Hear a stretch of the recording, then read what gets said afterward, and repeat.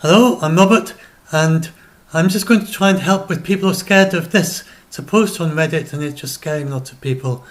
And well, it's in Reddit conspiracy section. You know, surprising that they have other bizarre things here. And I think these sort of things particularly affect autistic people an awful lot. And I was watching an autistic person on talking in a YouTube video, talking about how for her that when she goes to a movie or something, and then she comes away from it, it's like she feels the movie was real, and it's almost kind of disappointing. I mean, of course, rationally she knows what's going on, but it's almost like disappointing and just very hard to adjust to the reality not being the movie. And I think autistic people, they have a very strong connection with being like the hunter.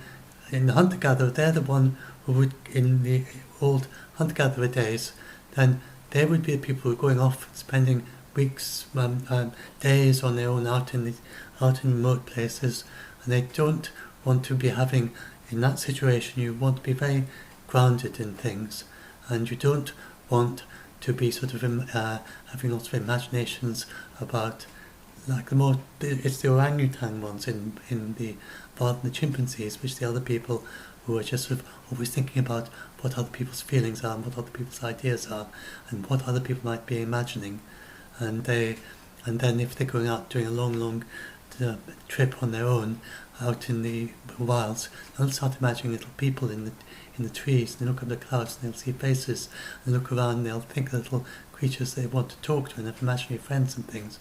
And that is not a good state of mind if you're patiently tracking something or looking for something out in the wild and you're looking for predators and so on. So we still have people with this modern mindset today, and it's very useful for certain kinds of aspects of our society. Our society is not complete without these autistic people. It is part of what we need in order to function in this world. But it's a state of mind that makes it very difficult to deal with things that are too imaginary, because you're so focused on the concrete and the present and the way things are. If you've got a very strong element of this frame of mind. And so then you read something like this, and this is like sort of seeing some real thing out in the world. They're just not very easy to cope with it actually being just someone just made it up. You said, oh well, I'll say this.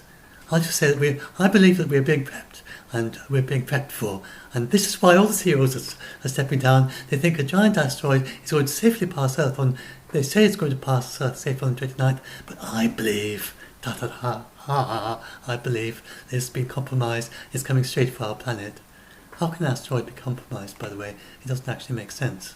An asteroid can't be compromised because an asteroid is just a lump of rock flying through space.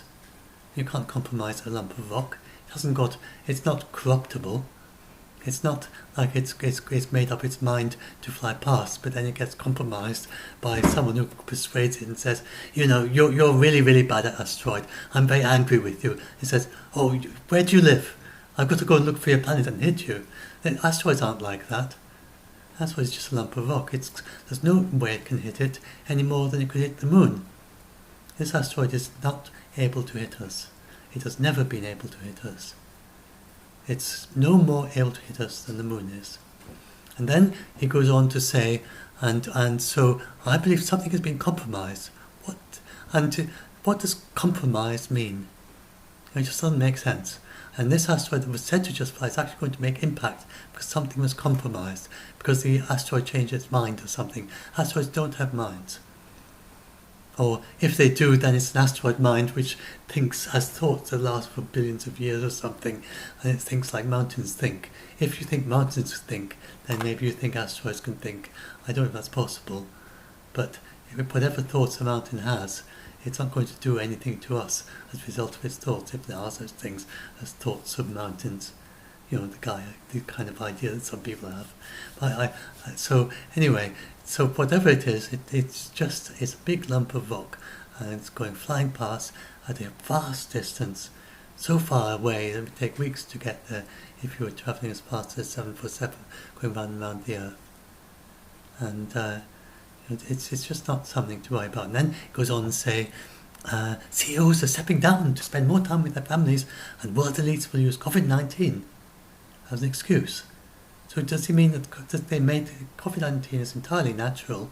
And why would world elites want to create a disease that's going to be harming their friends and their relatives and their grannies and their doctors and their nurses and they're just ordinary people like us as well.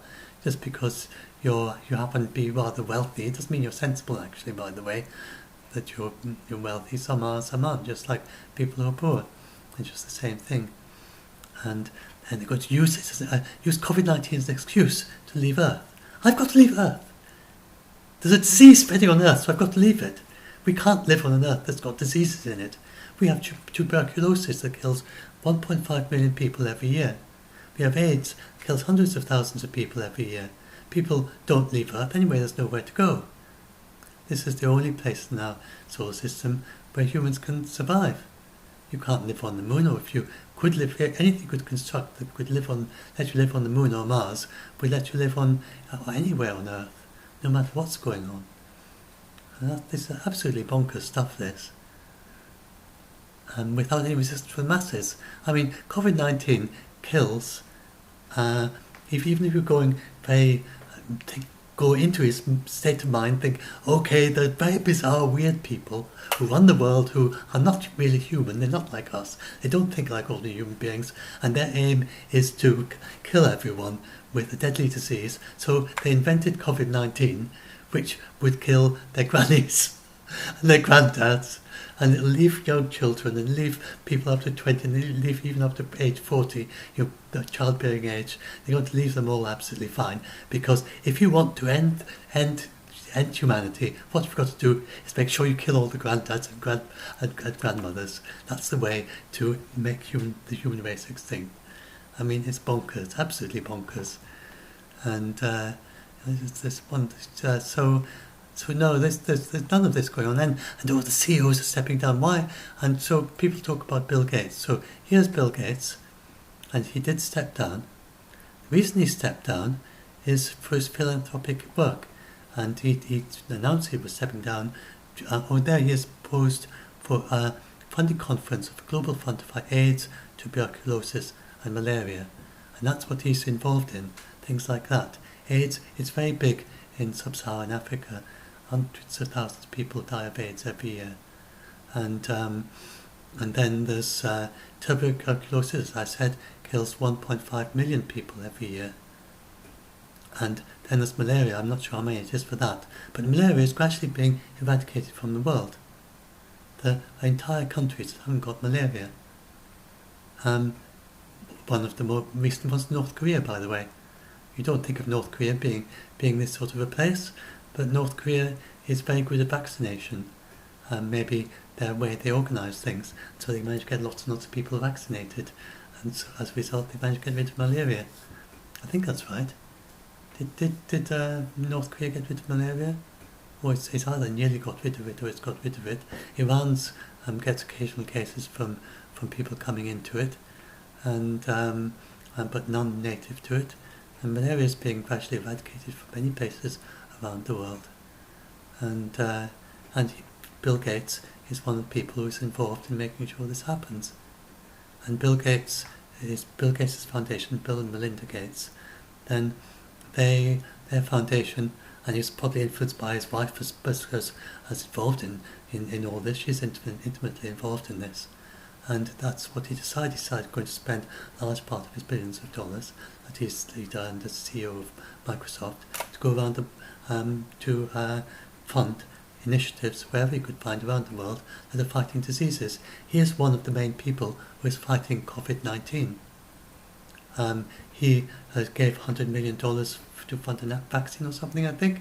He's working in vaccine research. He is working on the you're working out how the epidemics are propagating and what the transmission is and what's all the details of how it's actually working. He's doing proper research, not like the Imperial College people who are just using this fictional flu.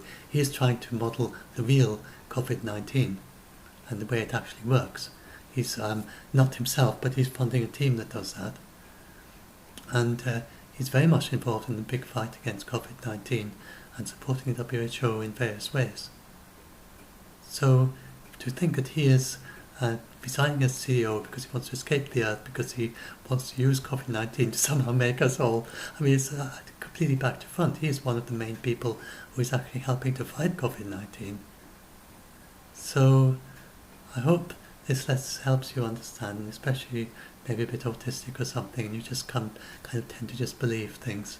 There's no credibility to this, absolutely zero credibility. And enough said, really. And then yes, and then what else one could say? Oh yes, well, I've said that all.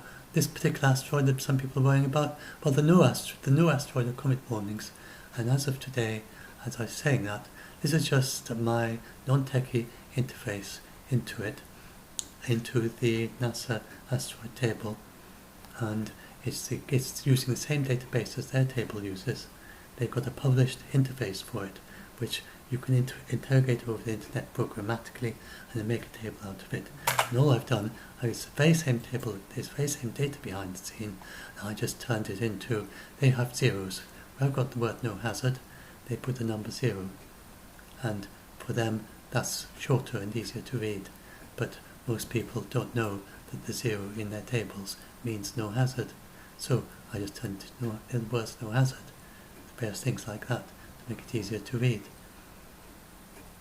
And they've got a key, and if you go and click on the key and expand it and look at it, then it'll tell you that 0 means no hazard. And I just put the word no hazard there, because most people don't ever do that. And a little bit on asteroids. So this is just one thing to say about asteroids impacts. They do happen. There are asteroid impacts. The really big ones are absolutely incredibly rare. The last time one of a kilometre or larger was 700,000 years ago, before humans evolved, back at the time of Homo erectus. That would the people, but humanoids, the humanists, what do they call it? I forget words from time to time. Anyway, our ancestors back then, but they weren't quite human yet, and but they did make little chip tools. Nobody knows if they had language or not, in our sense, and they were the ones who saw the last 1 kilometre asteroid to hit Earth, and the next one will probably be as far into the future as that was into the past. It's just, there's no reason for one to happen now. Hundreds of thousands of years in the future, we may well have evolved into some other kind of creature by then, before the next big asteroid. They're very, very rare, and we have found 95% of them. And this one they're talking about, has been known since 1998, and then they look at the observations. So you can look up the observations from, if you go and search for the object, you enter the name, and then it says there that it's not, that if the name is correct, which it was, then it can't hit Earth. And it was never, it's not in the table, and it never was in it. And then you go and click on Show Observations, and this, for most of them, not always, but most of them, this brings up the correct page. If it doesn't, then there's some programming thing that I've got to fix or something, but it'll usually pick up the right page. So here we go, and those are all the observations. You see, it was, because of its name, it must have been observed in 1998. And these are pre-discovery observations, where they found a little, what at the time they would have thought was a star, it turned out to be this asteroid. Because the very faintest stars, then there's so innumerably many of the very faint stars in photographs that it's hard to distinguish them from asteroids. In these old photographs, they go back and they found in 1987 it was photographed. This is a very, very long timeline. Look, see, and these asteroids have apparitions when they're closer. So in 2000, obviously, it had 1, 2, 3, 4, 5, 6 observations. It had more in 2002, lots in 2002. Then we go 2004, so 2005, 2006, 7. So it's now getting seen more often because you've got more telescopes. But the more you go into the future, now see 2009. See, those are all the observations of this asteroid, and these are public. This is in the public, as obviously I'm just reading it. Any astronomer who wants to know about this asteroid just goes to this table and can read, and this is techie information. It will tell you, the astronomer, exactly where it was in the sky on 2015 on the November the 9th. That is where it was in the sky. Those are the coordinates. Very precise positioning in the sky. You keep on going down, 17, 18, 19. They've just been tracking it for decades. They know very well where it is, exactly where it is. And they know this as exactly as they know the moon. And just as they know that the moon can't hit Earth, they know that this can't hit Earth. It's passed by much further away than the moon. It's not going to hit Earth. It can't. And if you say, oh, there's a secret organization that works out the orbits. Well, yes, it's not a secret organization. It was funded by NASA. It was funded not by NASA, by the Congress. It's kind of overseen by NASA, called the Center for Near-Earth Object Studies. And just like we have weather forecasters to look for hurricanes, we have asteroid predictors, forecasters to look for asteroids. And these people take these observations, like these ones, they plug them into big, complicated programs that take account of all the planets and all the larger asteroids, all 10, 20, I'm not sure, a lot of the larger asteroids, and the moon and the sun. And they take account of all of those, and then they predict it forward, and they have these. It's sort of like a model of the solar system inside, but it's not kind of fit. They don't have to have it visualize it, except to help people to understand what's going on. They just have lots and lots of calculations going on in their computer, which calculates where every single planet will be, and every single one of the big large asteroids. All the planets in the solar system will be included, and the moon, and every single one of the very large asteroids. I think top 16 or 20 or something like that. And number keeps changing. They add more asteroids as the computer gets more advanced and so on. And they include all the gravitational effect of those. Then they also take into account things like how much the sun is pushing can push these asteroids around, which it can do very, very, very minutely over long period of like a decade or so.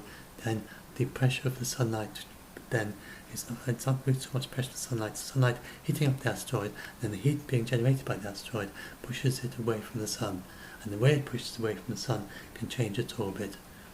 They're constantly very slightly spiraling out, so they take account of that as well. With this number of observations, this one is absolutely huge, and this is not going to have much of a Yarkovsky effect at all. So it's probably zero for this one, I would say, at 4 kilometers. So there, and the other minute effects, those are mainly for smaller ones, a few tens or hundreds of meters. At this size, it's not going to be affected by that sort of thing. So they're just going to know, but it's not just the Center for Near-Earth Object Studies. The Minor Planet Center also does its own predictions, and you can do,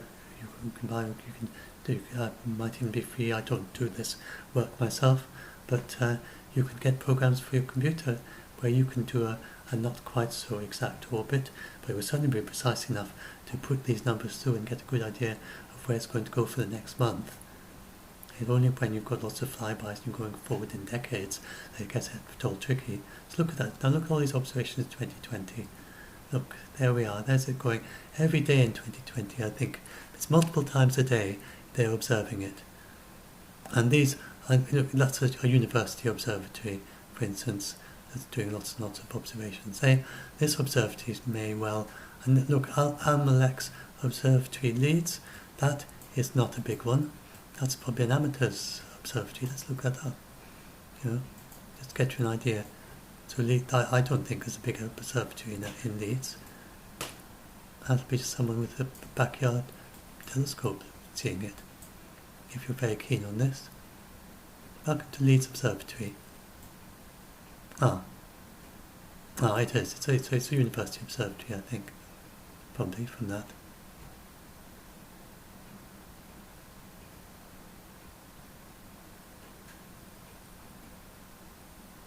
Oh no, that's not it.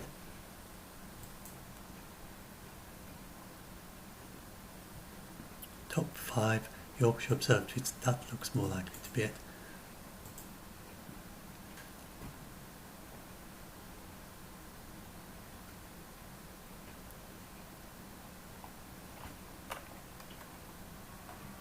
So searching for again.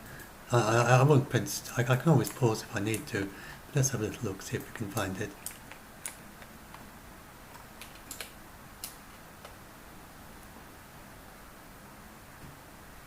Anyway, look, you see these little observatories here. It'll be one of those. You see all these little, where are the observatories? Let's see if we can find it.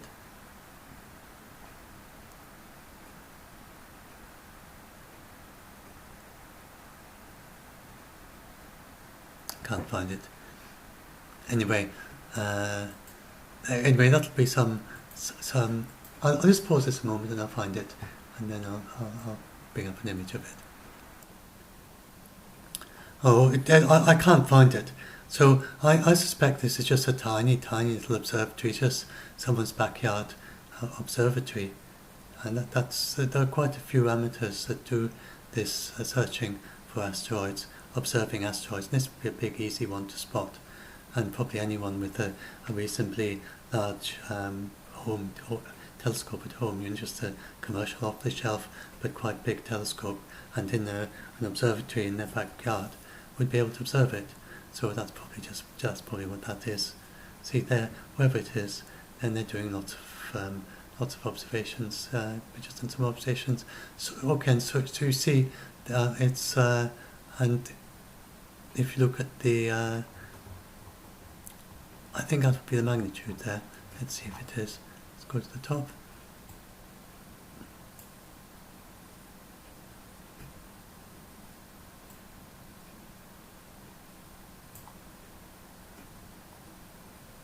Yeah, that's the magnitude. So 18.922. That's very faint. The larger the number is, the very faint it is. But this is getting well within. So there, when observing it, was 13.3 was the magnitude, and it's still observing it at 13.5, 13.4, 13.5. The magnitude. Those would be the estimated magnitudes, and they're tending to estimate it as being a bit brighter than the other ones. It seems, probably. Or is it just varying in magnitude? Maybe it actually is varying in magnitude. It could be if it's tumbling a bit or something. Anyway, so that gives you an idea. All these people are very precisely observing it. They're watching it as it comes past, and as you can see, they are having, these are all the observations. In fact, all these observations are on the 22nd. Do you see? Look how many observations have been on just the 22nd. Look at them all. Loads all in one day.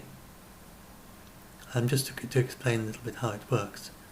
That's the year, obviously the month, the day, and this is the 0 point. That is the position in the day. So there we've got 22.15. So that's early morning. And as it goes through, it's just the way they do it. So all those observations just today, vast numbers of observations of this asteroid, and so yeah, if you're an amateur astronomer, you know exactly where this asteroid is, and given just 3 points, or maybe it's 3 points, I think. If just 3 points, you can make a rough orbit with all these points. Then they can get a very accurate orbit, and you could just, even not using those data back 1987, if you wanted to predict it just for a few days in the future, you could have just the last few weeks data, and you have very precise orbit just for that would be good for just a few weeks into the future. So if there was anyone on our group who is involved in chasing after asteroids, they would be able to tell you. They say, look, I've got this program that I can use to predict where it's going to be. And the program would tell you where it's going to be in 3D. It would say where it's going to be in the sky, but it would also say how far away it's going to be. Because that's how they do the tracking. You can only solve for it if you've got the distance. And you get the distance will come out. So if you put an orbit through all those points, and you've got enough points, then you can predict where it's going to be for the next week, month, year, decade, centuries, if you've got a big fancy computer to do all the close flybys.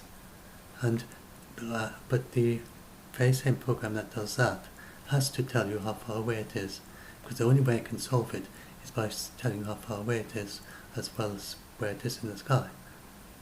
So these are you can get a very basic version of this.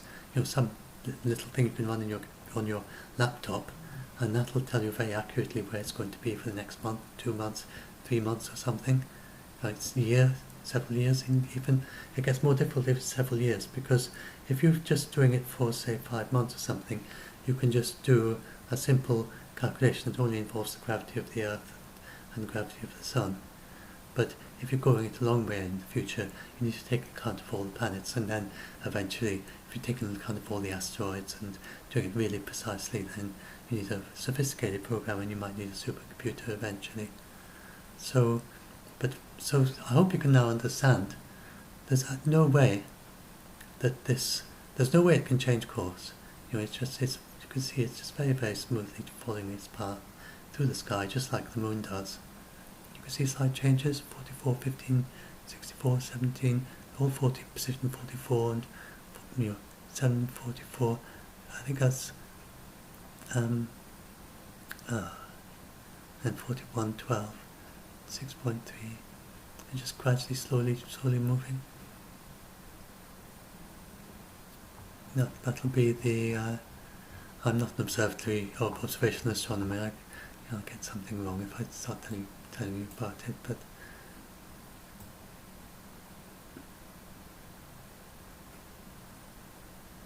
that's the right ascension, that's the declination. So I'm so much not an observatory, so I didn't become right ascension. And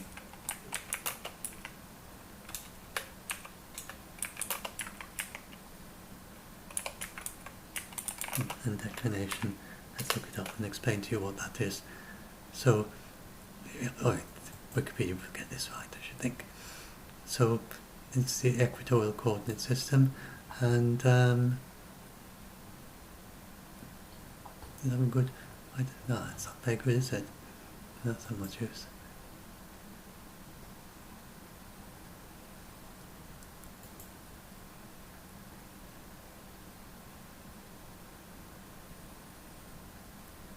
There we are. That'll tell you. So there you've got that's the right ascension, shows what it's like that way, and declination shows what it's like that way. And so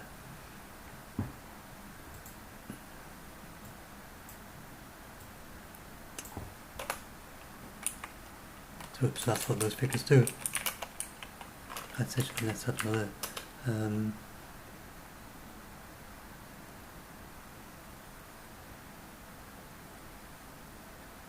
Maybe that'll be a bit better one.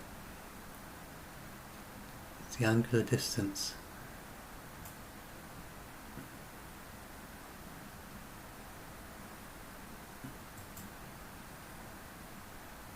Yeah, so it's divided up into these. It's a rather strange way of doing about it, but so it's the hour, the minute, and the second. So the hour is a 24th of a full circle. A minute is a 60th of an hour, and a second is a 60th of a minute.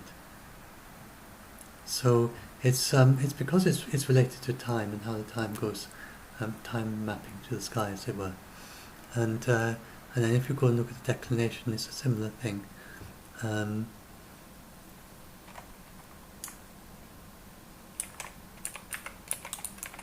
Declination.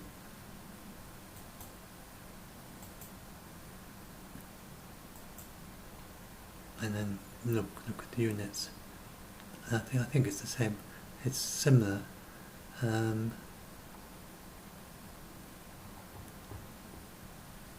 So that's so in that table, that's the right ascension. So that's hours, minutes, and seconds. And then declination is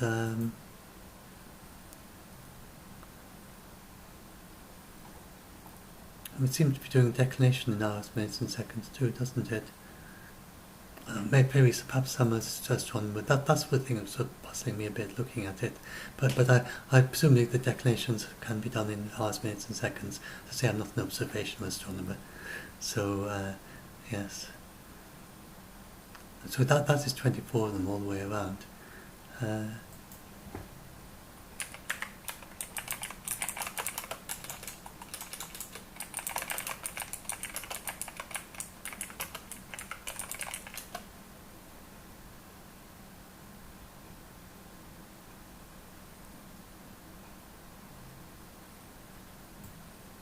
Degrees, and that's it.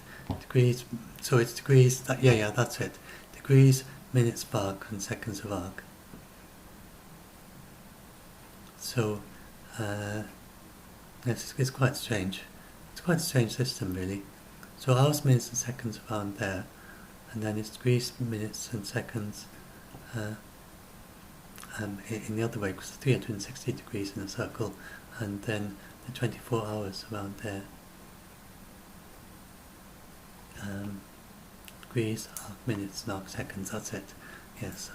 So that's in degrees, arc, minutes, and arc seconds, and that's in hours, minutes, and seconds, with 24 of those going all the way around, and then the 360 of those degrees.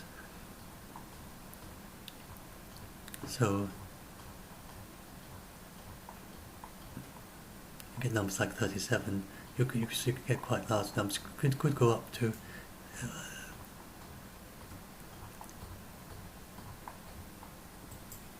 so anyway, I'm wasting a bit of time here really, because you see you've got these numbers 44, so you can see how the degrees. It's got 44 degrees there. Plus 44, plus 41. So that's what that means. So that's 7 minutes, 7 hours, 44 minutes, and 17 seconds that way, and 41 degrees, 11 arc minutes, and 24.4 arc seconds in that direction, and that tells you exactly where it is in the sky. And so anyway, if you're an astronomer, you can now go and look that up. So if you've got we have these go-to telescopes nowadays where people can just type those numbers into the telescope, and it'll just slew to that part of the sky. You just look through it, and the thing right in the middle will be this asteroid, but it'll be a very, very, very faint star. Even at 13.5, it's not a bright star. And so if you're an astronomer, you can actually go and get out your backyard telescope, your big backyard telescope, type in these numbers, and you'll see the asteroid on a clear night. And as some astronomers have said, you can't hide these things. There's no way that the government can hide an asteroid. Anyone with a big enough telescope and can go out in the backyard, take out the telescope, or probably would have an observatory with a dome, open up the dome, point it in the right direction, and look through the eyepiece, and they'll see this asteroid. That's just a tiny, tiny little faint dot. So there's no way that there can be any conspiracy. You can't hide it. So I hope this helps some of you to understand it's totally impossible to hide an asteroid. If someone has seen it, and so you have these huge telescopes, and you think, oh, but they use such enormous telescopes to find them. These telescopes do not magnify very much. The telescopes that, like pan-stars, that look for asteroids, they're not very high magnification.